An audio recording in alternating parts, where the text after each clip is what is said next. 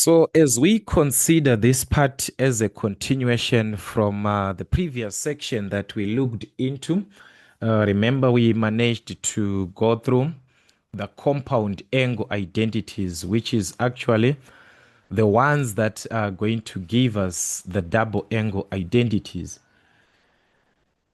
If we are given the compound angle of a sine of alpha plus beta, that is the ones we are going to simply use in expansion to give us the double angle. So previously we managed to look into problems that are designed for the compound angle. I want us to consider something here. Let's say you put angle alpha in place of this beta, you put angle alpha. So that makes it to be the same angle, double, like alpha plus alpha, 1 plus 1, 2 plus 2. You're adding the same thing there. So meaning to say where there was the beta, we are going to put alpha. Where there's a beta, you put an alpha like that.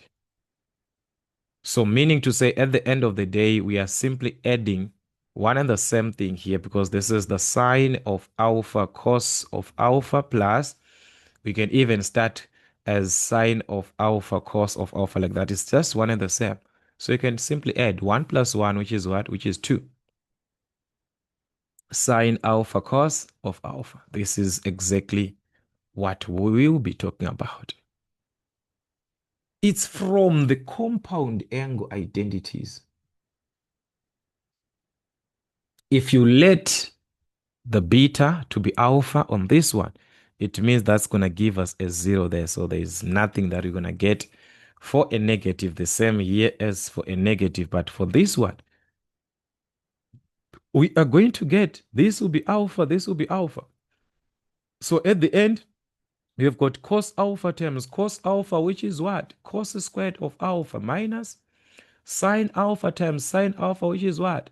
The sine squared of alpha, which is exactly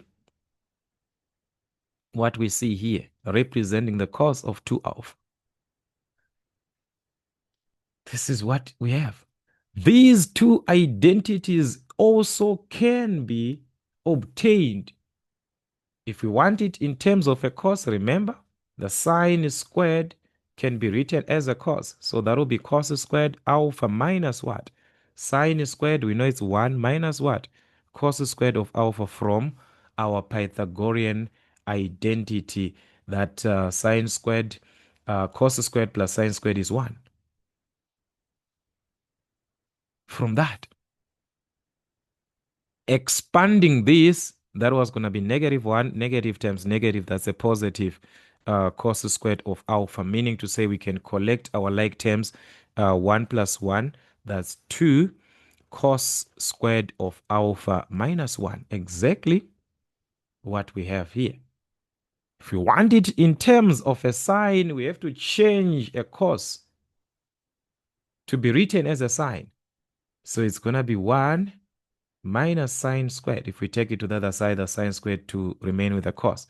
So that'll be 1 minus the sine squared of alpha minus the sine squared of what? Of alpha.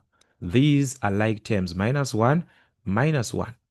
So as you consider the like terms, you can combine them. -1 -1, that's -2. Just like that. Exactly what we are given here. So in our case, we have already managed to prove from those compound angle, but I wanted us to actually do the application, answering questions from these identities. Then we're gonna try by all means to combine them with the compound angle.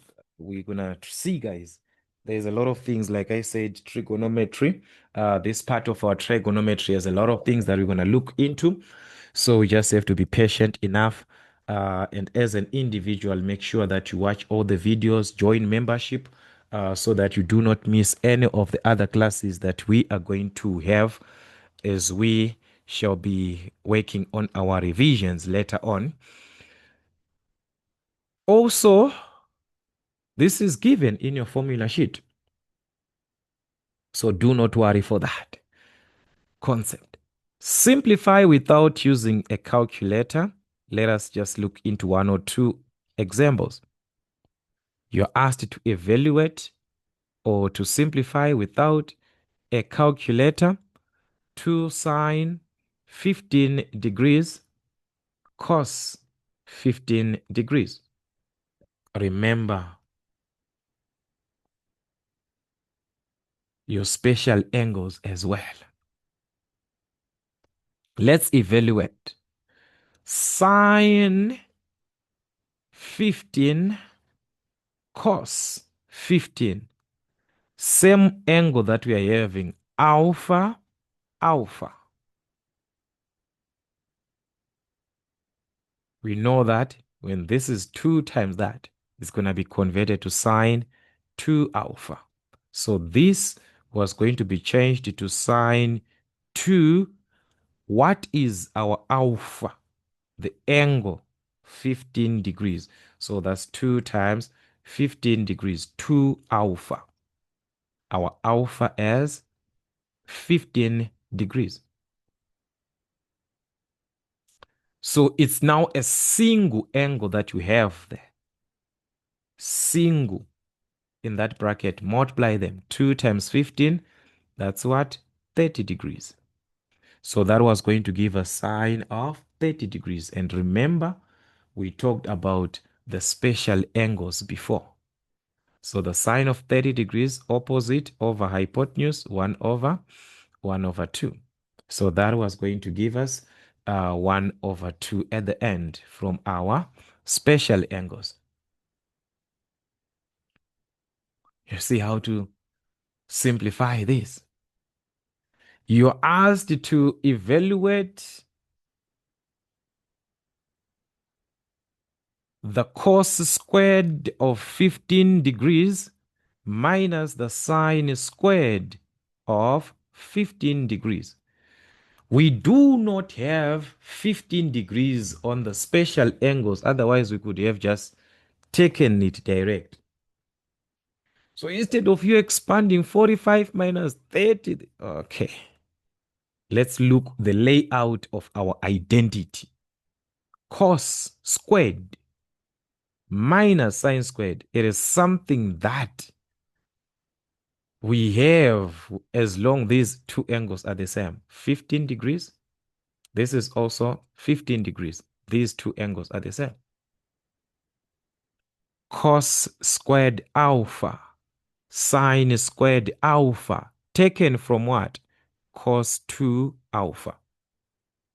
So this whole thing here, we do understand it was taken from cos 2 alpha, which is our alpha is what?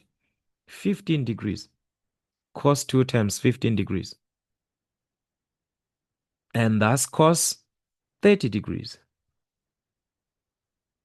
It is written back to something simple that we are used to.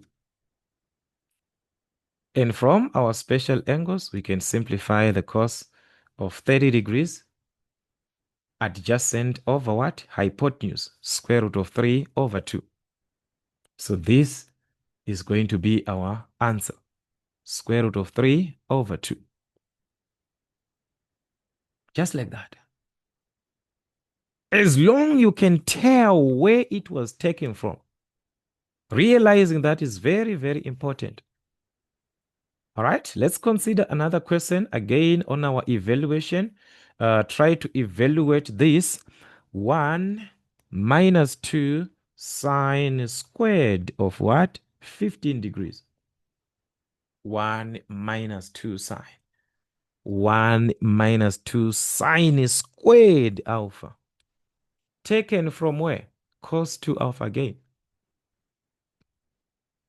Our alpha, the angle is 15 degrees. So it's cos 2 times 15. Are you seeing this? Is just a repetition from the previous one because we're going to obtain cos of what?